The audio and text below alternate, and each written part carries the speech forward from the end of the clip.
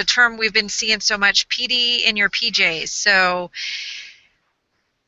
thank you for being patient up front. And as we go through, we're going to spend the next, I don't know, several minutes going through Seesaw, give you guys time to utilize it, and then ask questions.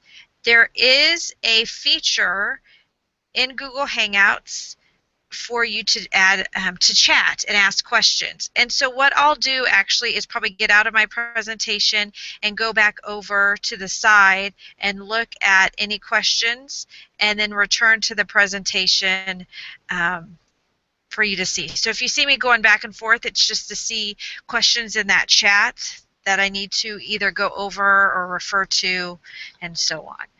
So I know many of you are in the Sunflower Room right now. Some of you might be in your cubicle or library or even fortunate enough to be at home. And we are pretty excited about this new app and web tool, Seesaw, that has been added to the All Innovation Spaces Elementary and DLC carts. It is again, as we get more added, it is a tool for students to use and teachers to use together to communicate and share their learning. As it says here, it's a digital portfolio tool for students and teachers. And, you know, really the hope is over the course of a year, as students add to their Seesaw account, they can show their learning throughout the entire year. And it, of course, has many, many options, and some things you may just want to use it at, like Dropbox, where you upload items off the iPad or off the computer and share that so the teacher and student can share documents and so on. But there's also a blogging feature, there's a parent feature, and so on. So you can use it as much as you want or as little, but we're going to show you as many things as we can so that you feel comfortable from this point forward, using it and implementing it however best works for you and your student. So today, our plan is to provide an overview, looking at the steps in the process, and then we're actually going to give you a chance to try it out where you are students, so you can see that perspective of what a student would do. And then from there, we're going to create an account and show you many of the questions we get on how to manage the class. So for example, how do you turn on parent invites? How do you make it so students can see each other's work? Or not. And then I've got a few examples at the end that you might be interested in seeing, as now that you have an idea of what Seesaw can do for you, then maybe putting it into practice. Here is an overview just to give us a little bit of a plan of how it works, and then we'll go into the specifics of it. So the first thing, and we'll go through all these steps together. The first thing is teachers are going to create an account and then create classes. So at the elementary level, you may have one or two, depending on how you your PLC, how it works. At the secondary level, you may have multiple classes. You could do it by hour, one or two, and then from there, students will a teacher will set up a class, and then from there students will have accounts that they can upload either from a mobile device, from a laptop. The nice thing about Seesaw, it is available from multiple platforms, so to speak. So a student in a BYOD situation can grab their phone. There's an app that works on Android, iPhone. They can also access it from a browser. So there are many ways to access Seesaw and upload items. And for the teacher, there are many options, different platforms to view. So you don't have to just have an iPad. You can view it from the web as well. Teachers then approve anything that's put. They call it in a journal. So as students upload items, it goes into their journal, and then teachers approve it. And then if you want, you can make it so parents can receive notifications when a student uploads to their account, and then they can view the student's work. Now here's a long list, and I'm not going to read it to you, but it was provided by Seesaw. It was a really, I thought, a good way of thinking, why would I use this? What is this going to bring to me? So a couple things I want to highlight. Not only does it take a few minutes to set up, but it does not need a one-to-one environment to use it. As I said, it works on many different types of devices and platforms, so you don't have to be in an environment where every student has one device and the same device. It can be different devices. Nice thing, it puts the responsibility on students to upload items on their own. So you can create a workflow in your classroom. Once they create something, it immediately goes into Seesaw, and then they know that's where you're going to view it. So you can create that class flow for students when sharing, especially digital projects, but they can also share paper projects as well, and I'll show you how that can work later. And I know in our shared cart model, we have many students on one iPad. So often we always say, what iPad did you have yesterday? And then we have to figure out and find it. If we develop a flow that students know that once they finish on their iPad, it goes into uploads to Seesaw, then we automatically know the student just has to check Seesaw and not hunt around for which device. And students are eager to capture their learning, as it says, but it's another way for them to share what they've learned and share with other students and with their parents. And it is safe and secure. They just updated their privacy policy, I believe, last spring. And so from that, we've been able to start implementing it into what we do here in the district. I will point out that Seesaw provides many tools, ideas, examples, and this is one that I grabbed a screenshot from. It's actually available as a student guide.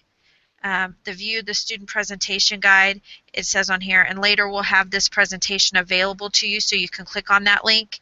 But it just points out a few things to when the students say what do I say, why are we doing this? I like the idea of thinking, as it says, to help me remember things, especially details, over time, over the course of a project, over the course of a semester. Students can look at all the things that they've uploaded and have time for reflection, if it's a study for a final, that sort of thing. Here's a quick video that gives you another overview and idea just to see it in action before we start up together. So I'm going to hit play, and hopefully we can all take a look at this.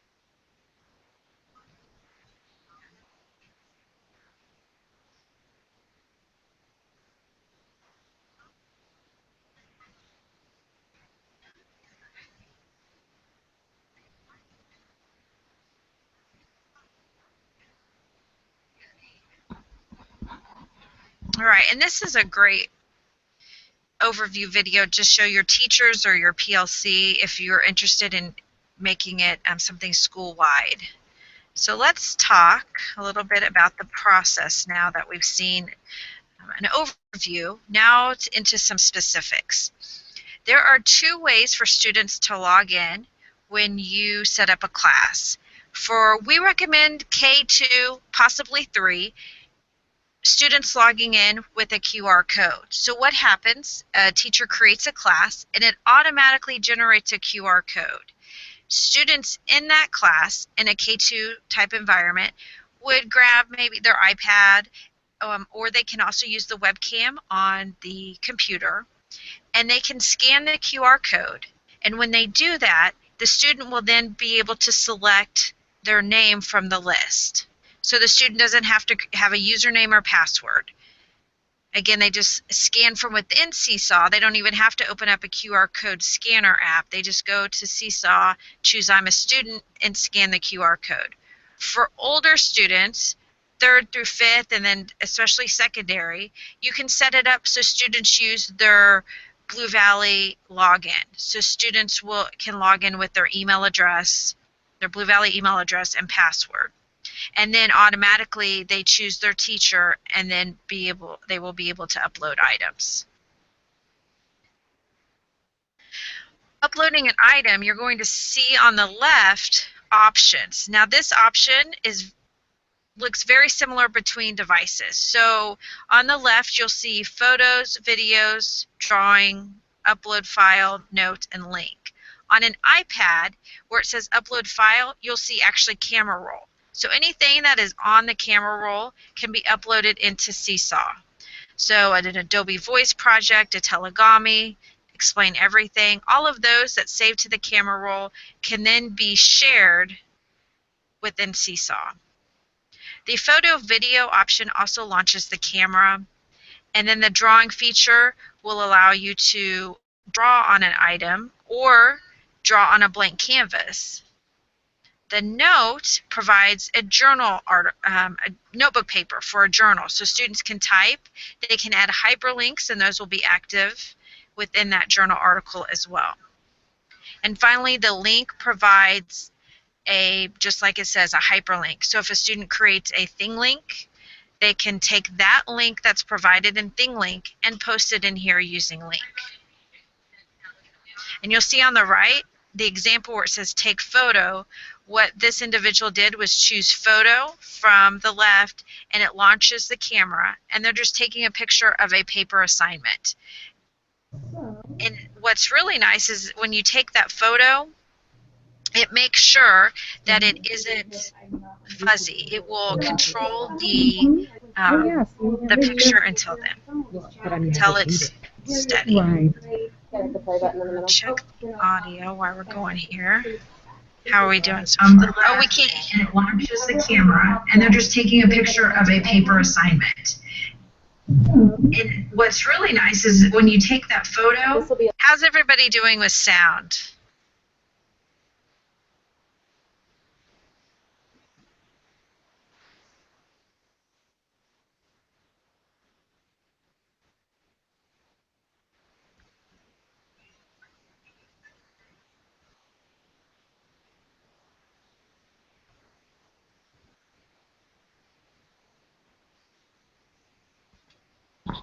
Jody, can you hear my sound?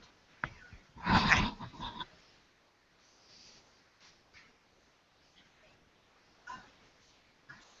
Okay, it sounds like we're watching the live version now, so,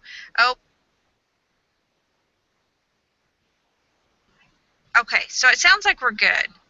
I can see some faces, some not, so we'll just plow forward. Christy Purdon, is that going to work? Nod your head. I can see you on here. Yeah, okay. Oh, and Christy Bolton can hear me. Excellent. Okay, let's go back and any questions thus far? Anything that you feel like you missed?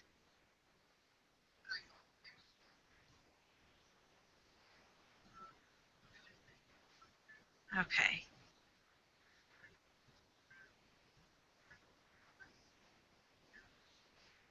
All right, let's go on to annotation tools. And if anybody in the room, I see some text. If Jillian or Ellen, if it still isn't working, let me know. Just send me a text and I'll adjust.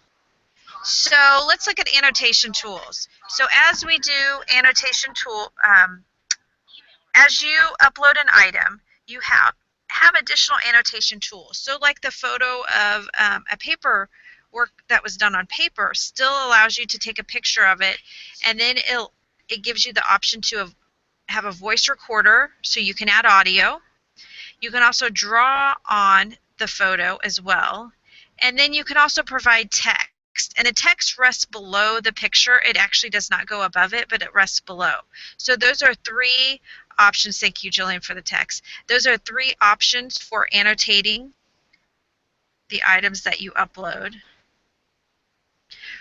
Once a student uploads an item, the student can view it as, they call it a feed. So on the left side, you see the student option here, and they can see, just depending on how you set up the class, they can see what they have uploaded as a stream of items.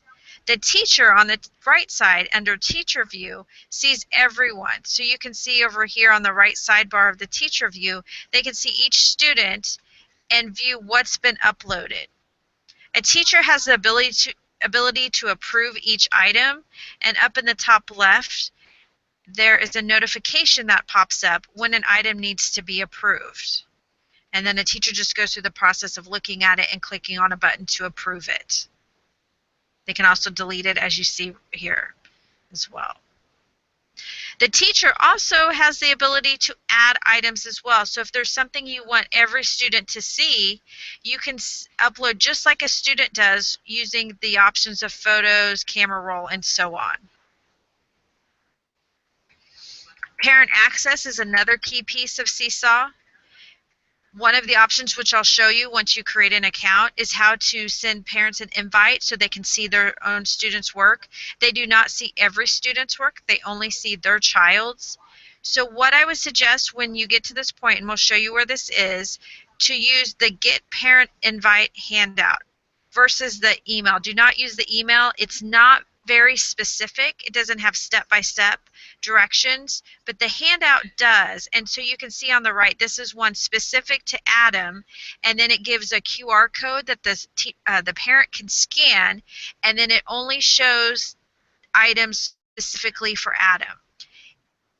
They only have to scan the QR code and set it up one time.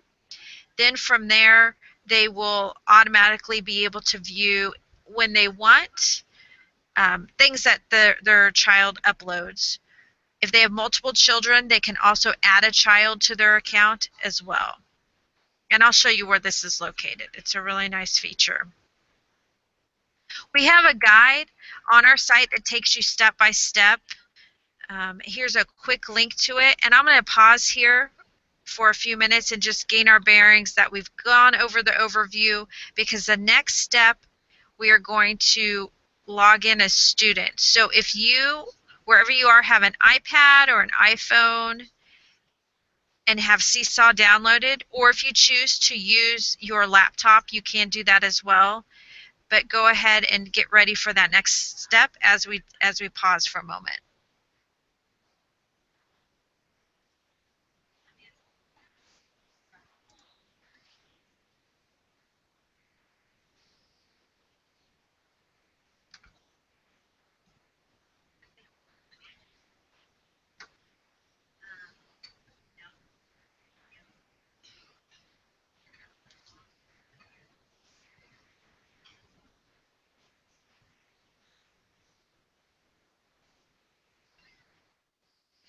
All right, so let's dive in. Let's either open the Seesaw app or go to the Seesaw website. And hopefully you can take your device and scan this QR code. And I'm actually in a few seconds going to grab the text code. So if you would rather type in a text, you can do that. I will say the text code is only available 15 minutes at a time, so it changes every 15 minutes. So I couldn't prompt that ahead of time, so I will provide that in just a moment.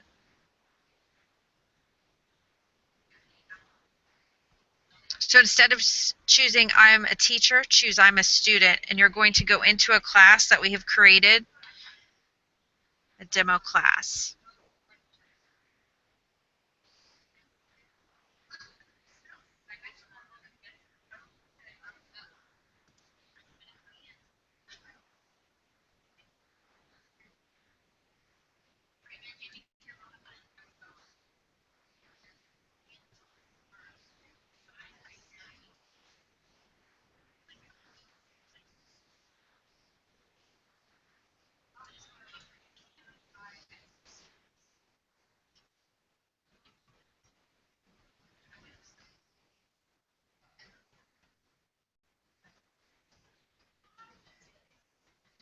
Okay, I'm providing the text code in the chat, and I will also put it up on the screen along with the QR code.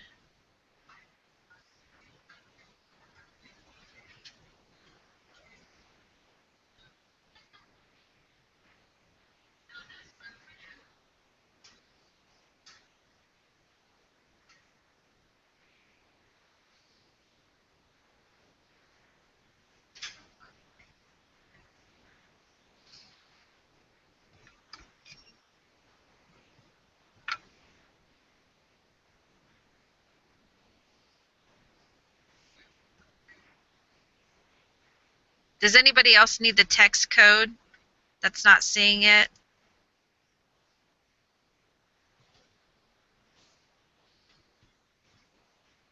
I'm going to add it to this slide real quick.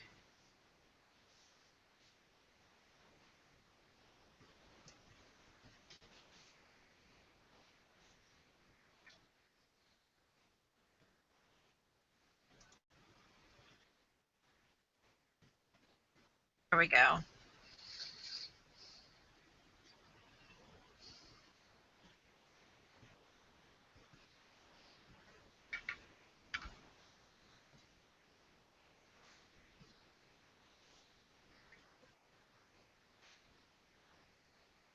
All right, how's the room doing? Is anybody having trouble scanning the code? Let me know if so. Otherwise, in about another minute, we will plow forward with the next step.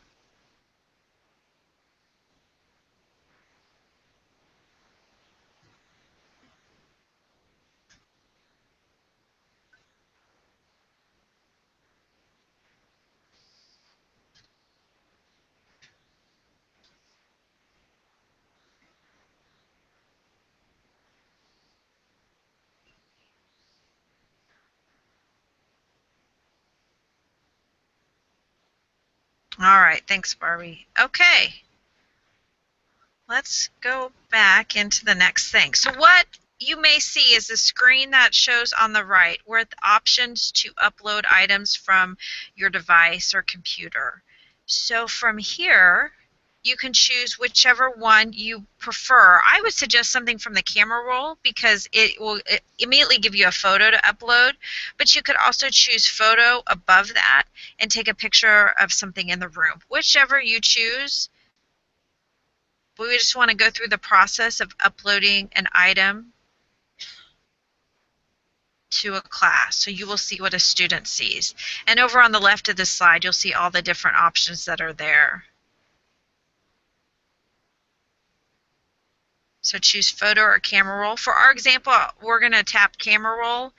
And then when that happens, it comes to the actual camera roll with folders. And you may have many folders depending on how you use your device.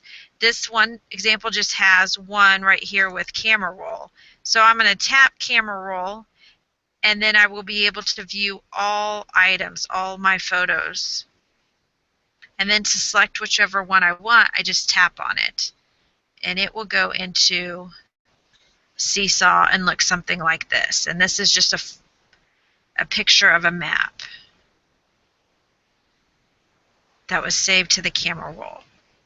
And what's nice, once you upload a photo, down at the bottom it automatically puts the annotation tools down at the bottom.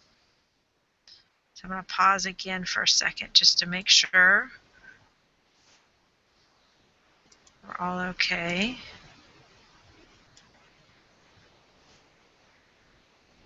All right.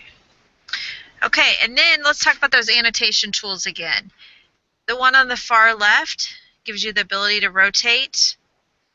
Right next to it is the microphone to record. Next to that is the drawing tool, and then the text tool. I will say this, on the drawing feature, it will allow you to draw and record at the same time, similar to an app like EduCreations. but that is only available on an iOS, on an Apple device. So the laptop allows you to draw, and it will allow you to record audio, but it doesn't allow you to do them at the same time as it is on an app. So go ahead and tap, if you can, on the pencil, and when you do that, it will give you additional options down below, and you'll see that it gives you a pen tool that's marked. Next to it is the eraser. And then over to the far right, you can change the color of your pen. And then you can also change the width. You'll see the arrows that point that out. And then the nice feature that's only available on Apple devices is the recording feature, where you can record and draw at the same time.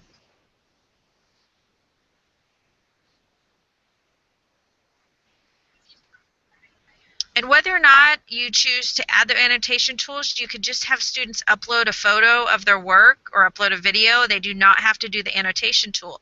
But before they do anything else, before they're ready to actually to leave the app, they have to tap on the X or the check mark in the top right where you see the red arrow.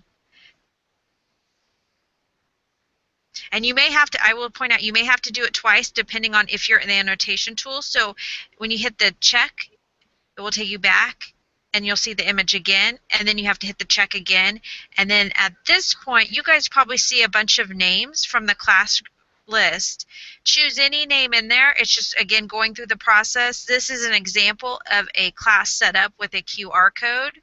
Students that have an email address, they will not go through that process. So this is just a QR code example where we don't have to have student names and so on. But the check mark is critical to getting to the next step and making sure that it goes to the right kiddo.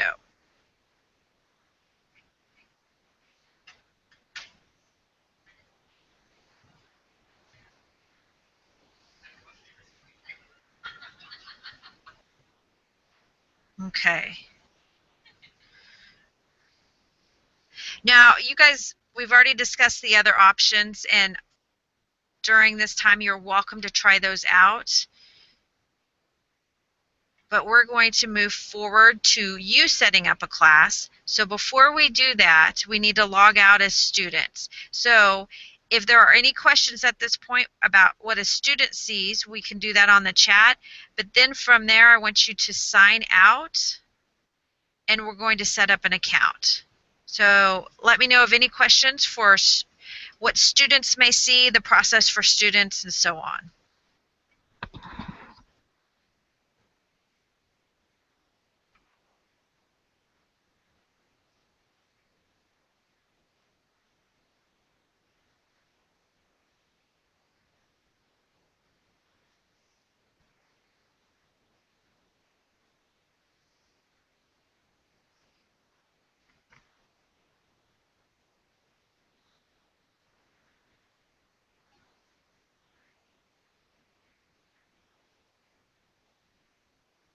All right. So just to remind you, it looks very similar to a laptop or an iPad. You tap class account and then sign out. And this is the same process for when students log in. They would tap their name and then choose sign out. And at the secondary level, students can have multiple classes. So for each hour of the day, they could have multiple classes that they would choose to sign which class they want to upload to, if that makes sense. Okay, so now that you've logged out, you can either create your account on the iPad or on the web. And when you create your account, I would suggest signing in with Google. So where it says sign in, you'll choose I'm a teacher. And then on the laptop, it says specifically teacher sign in with Google. And you'll use your Blue Valley credentials, which means your Blue Valley email address. So I'm R. Munson, so it's rmunson@bluevalleyk12.org. And then the password I use to log into my computer. And here's, as you guys are doing that, I have a GIF that's going through that shows the process, because it is additional clicks the first time you do it to log in with your Google account.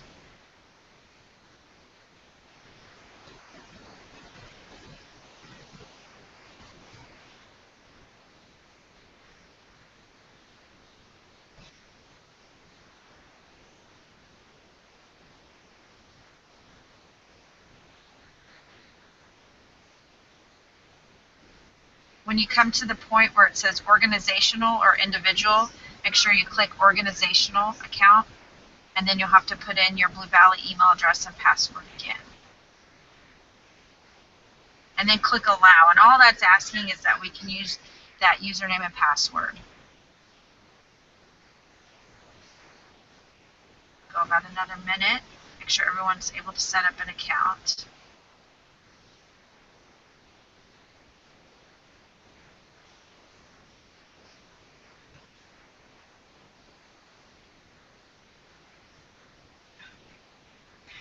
And I know we have a few people in here that do a lot with PD and teachers, and we've seen at ISTE, we saw a teacher that actually had her students that were named by, instead of students, they were subjects. So over on the right, it was newsletters and student work and so on, and then you scan the QR code and you chose like newsletters, and then you could put all your newsletters in there and have a list of all the different things, PD items that you could keep track of. That's just a nice way to collect work. I thought that was. All right, let's move on to the next fun stuff. Okay, so then it's going to ask you some questions about setting up an account. And mine looks a little different, but the same thing, it's going to ask about the same question. So, will your students share devices when using Seesaw? And then do students already use their email address and password? These are just questions to help you determine how you want students to log in. So if you want them to log in with a QR code, K2 students, maybe 3rd grade, then you would answer yes and no.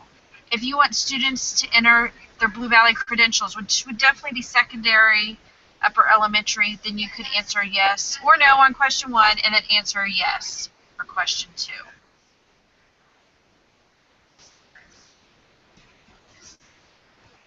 And if you're not sure, just go ahead and put whichever, because you can always create another class, create multiple classes, and so on.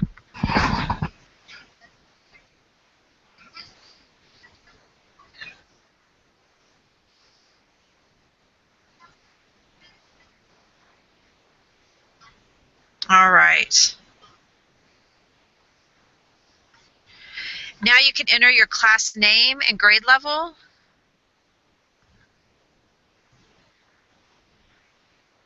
If you decide to do a QR code, you can enter student names now, or you can wait till later. So since you're just testing it out, you could have a test class and put one student name in. If you decide to do email, especially for secondary, what's really nice, you do not have to enter student usernames and passwords. You would provide a join code that students can then use to set up an account and join your class. So secondary people do not need to enter 150 student names, which is really nice.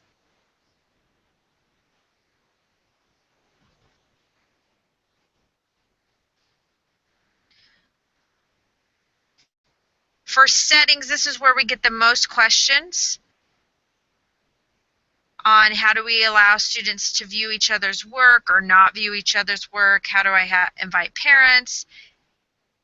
And so under settings, you can get to that by going to the top left and clicking on your name or tapping on your name. And then from there below, you can tap depending on if you have multiple classes, you can tap on a class and then view all these items. So it defaults to feed view, which is just a list of everything that has been uploaded chronologically. So as students upload items, they appear on the top. You can also view by calendar view. So instead of viewing most recent on top, you can look at dates that students submit work. Class blog is another option. You do not have to activate it. So actually, you could just leave this one alone and never touch it. Or if you want to create a class blog, you can. And then if you want to just view items that you have not approved, you click right here. But for what we want to do is tap on Manage Class.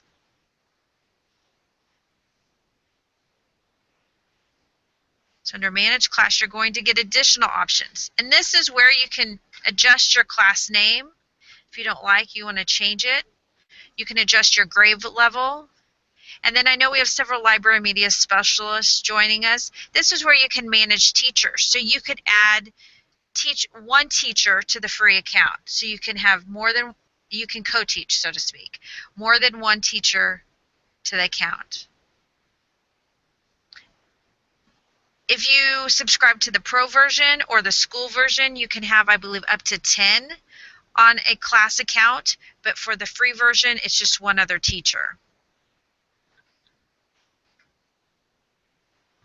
Here's where it mentions the student sign-in, which I've been told it looks a little different now. It says one-to-one or shared. It may look a little different than this. This is also where you can add students under Manage Students and adjust if students can like or comment on each other's work. I also put a red mark under the 3 that I get the most questions on. Students can see each other's work. If it's in green, that means yes. So you may want to slide that off if you want their work to be private. If you want to approve everything that gets put on, I would definitely suggest that if you have a QR code way of logging in so that you can make sure students are putting the items to the correct name. And then enable item editing. If you want others to be able to edit, you can also slide that off.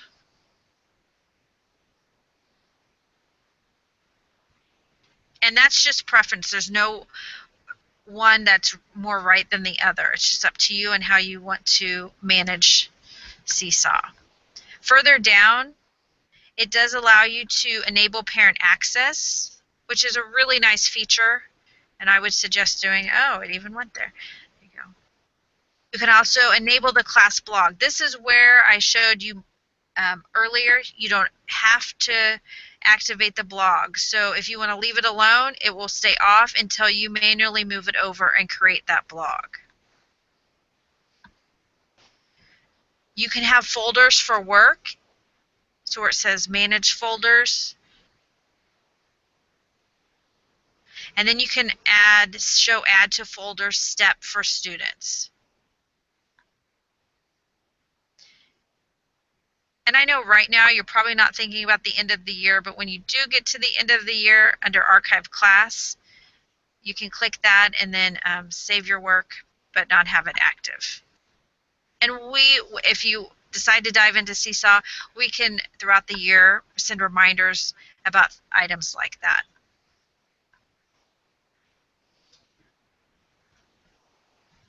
All right.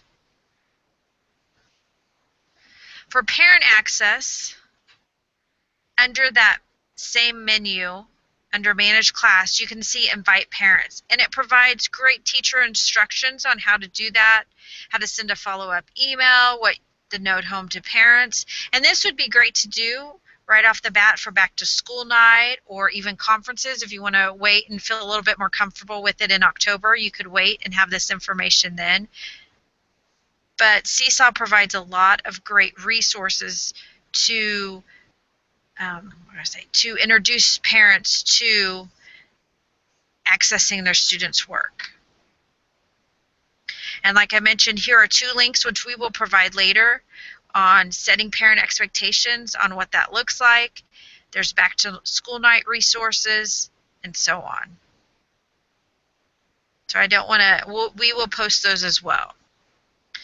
Okay, I'm going to minimize this because I just want to show a couple things before I leave you all until, let's do screen share. I'm going to come off of that, and then I'm boy.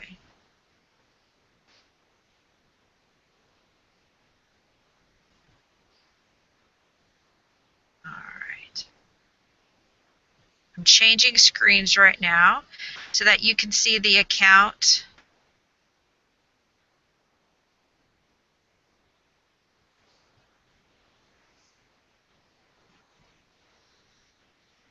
A teacher account. So let me get over here and show you a teacher account. At this point, there's just a few things I want to point out.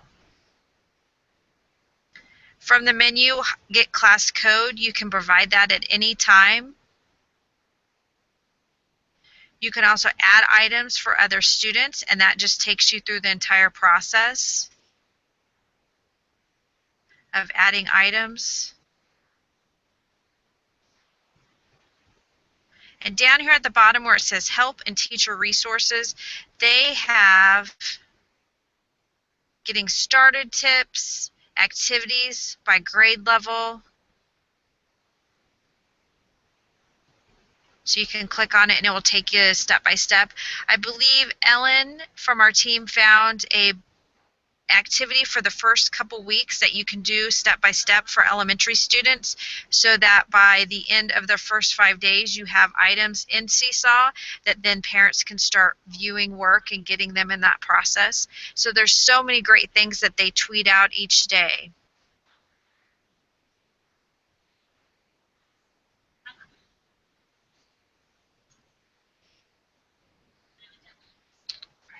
And before we end, oh goodness, I wanted to go over just a few examples. I didn't think we'd have time, so I left them at the end in case, but I just wanted to show a couple. So for example, in this photo, it's just a map where the student had labeled, and they posted that. So they just took a picture or uploaded a photo and then used the drawing feature to label the map. This example is definitely for older students where they uploaded an essay and then students were able to provide comments about that essay. They enabled students to be able to see each other's work, and then that allowed that to occur. Here's just a picture of something that happened in a final solution to a circuit problem that they just took a picture of and then uploaded. And then you could even extend this with a reflection piece using the audio tool or the text feature. And as you can see, this one, students used the drawing tool and then added audio.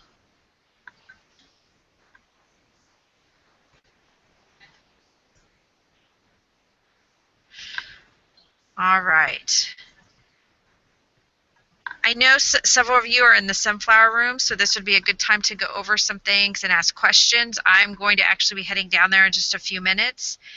For any of you that are online, please feel free to send us an email. Let us know any questions you have and if you need help setting up your classes. All right, we appreciate your time doing this. Thank you. And please send us any feedback for the Google Hangouts process, how this went for you, and anything that we could do to improve. Thanks, guys.